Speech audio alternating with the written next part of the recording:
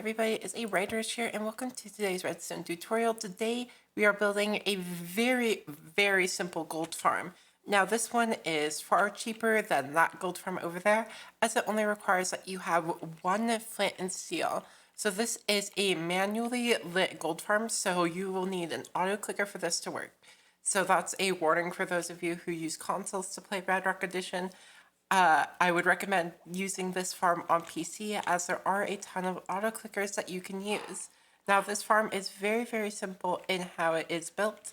There is not very many redstone components and it should overall be a cheaper farm than that one. The rates aren't as good, especially since you are not getting looting 3. You get an average 4 to 5 stacks per of rotten flesh per run per hour. You get on average 4 to 5 stacks of gold nuggets and about 14 to 18 golden ingots. So the rates do vary. You do, however, get a grand total of 67 levels per hour from this farm, so it can be used as an XP farm. And without further ado, let's go ahead and get right into the tutorial. Now getting started, this build is fairly simple. Go ahead and grab your obsidian, some solid blocks, some signs, and some water or ice. Go ahead and build up a couple blocks off of where you want to go. And then you're going to build yourself out a max size nether portal. So 1, 2, 3, 4, 5, 6, 7, 8, 9, 10, 11, 12, 13, 14, 15, 16, 17, 18, 19, 20, 21 blocks long. Add in your corner and then 1, 2, 3, 4, 5, 6, 7, 8, 9, 10, 11, 12, 13, 14, 15, 16, 17, 18, 19, 20, 21 blocks high with a corner. Go ahead and connect these up at both ends. And I would also recommend you test this portal just to make sure that you have indeed built it correctly, as it would be a pain to recheck. So all you have to do is go ahead and take a flint and steel, just like that. Go ahead and light the portal. If it does, you're good. You should probably see a zombie pigman spawn, but if you do not, that's okay. Also, this farm works best in hard mode. Now what you're going to do is go ahead and stand in your unlit portal frame. And what you're going to do is go ahead and walk perpendicular to it. And you can see right here, my X coordinate is changing. Basically, all you want to do is head to the positive side.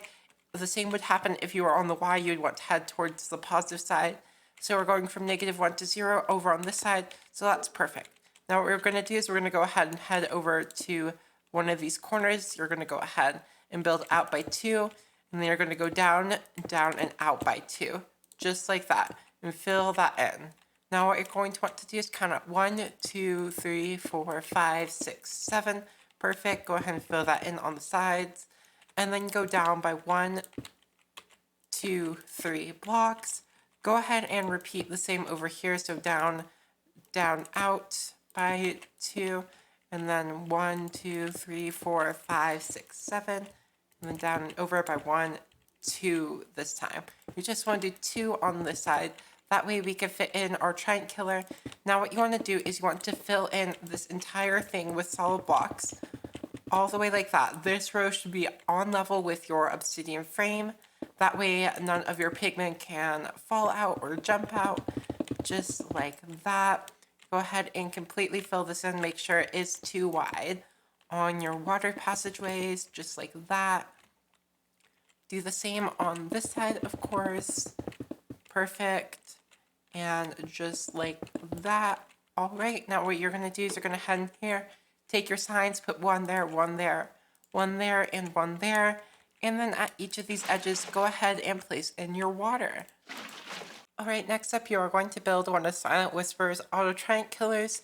And I'm of course going to link his video up in the top right hand corner of your screen in the iCards right now. Again, I will tell you where to place it. Basically, you want when you're building it, you want your droppers on level right here. So it should look something like that with your observers facing into them, of course. So go ahead and follow Silent's tutorial on how to build one of these auto killers. And then go ahead and come back to this video and we can finish up this farm pretty quickly. And next up, go ahead and make sure down here that your stair is facing flush with this obsidian wall. This is going to be so that way we can get you your XP. Now what you're going to do is go ahead and take an ice output there. Go ahead and make that 2 wide. You're of course going to want to encase this just like that. And on there, go ahead and place a single piece of soul sand.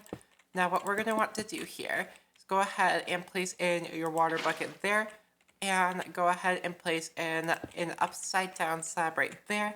That should take everything out here. Now what we're going to do is we're going to go up here. What you're going to do is kind of find the center-ish. You want to be in line with this. Go ahead and place one block beneath your obsidian portal frame. 2 blocks right there. That's going to be the holding chamber. We're going to build this up like that. Go ahead and when you reach there, place a half slab just like that. And then build up a couple more blocks. This is going to be your item and XP output. So what will happen is when this farm is active, you will be standing right here. And this little slot right here will allow the XP to escape and come and reach you, but we'll make sure that none of the items do the same. So go ahead and build this all the way up. What you choose to do with your items is up to you. Go ahead and place that in, and that should of course form a bubble fader just like that. Perfect. Now the actual breaking of the portal mechanism is really super duper easy. So what you're going to do is anywhere along this portal frame, not over where your canal is, but on the opposite side, go ahead and place a temporary block, an observer facing into that. Just like that, place that a solid block on its butt. And next to that observer, you're going to go ahead and place in a dispenser with a water bucket inside of it. And then behind there, go ahead and go down and out a block and place in a single piece of redstone dust. So if we go ahead and take ourselves a flint and steel, you'll see that the second that we light this, there we go, just like that, perfect. So that is pretty much almost everything. Now we're just going to add in a lever to turn this on and off. What I would recommend doing is just going ahead and getting yourself a lever, just like that, a sticky piston, and a redstone block. This could be done in any way you want it to, but just like that. So if you go ahead and place the lever on top of here, that will be its off position, and then if you click it again, our giant killer will turn on, which is just perfect.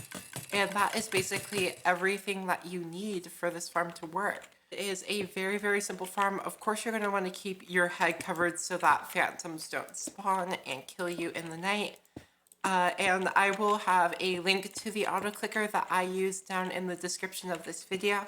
For your autoclicker, you want to have it set to right-click once every 6 seconds. So like this.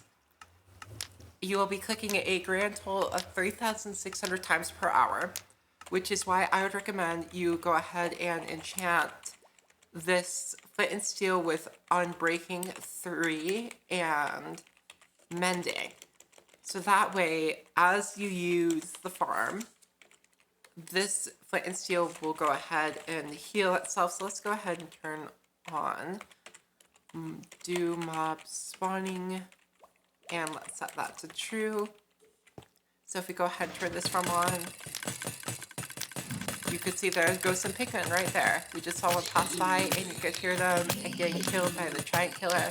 But that is all for today's video. I hope you really, really enjoyed it.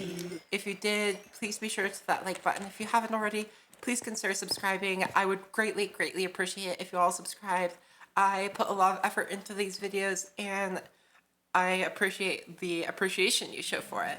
So I hope you all have a wonderful day and I will see you all in the next video. Goodbye!